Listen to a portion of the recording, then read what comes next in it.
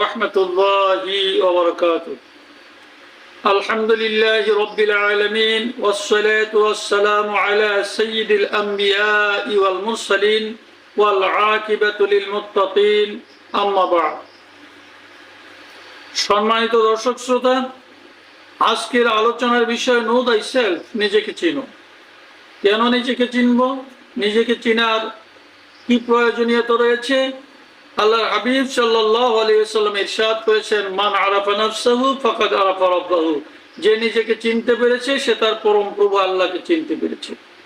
এই কথাটা ব্যাপকভাবে আমরা জেনেছি, কিন্তু একটি বিষয় শুধু জানা হলো না, সেটি হচ্ছে যে নিজেকে চিনলে তো আল্লাহকে চিনব, কিন্তু নিজেকে চিনব কোন সাধনে? স্পেসিফিক, ডেফিনেটলি, সুনির্দিষ্টভাবে তরিকতের জগতে কোন সাধনাটি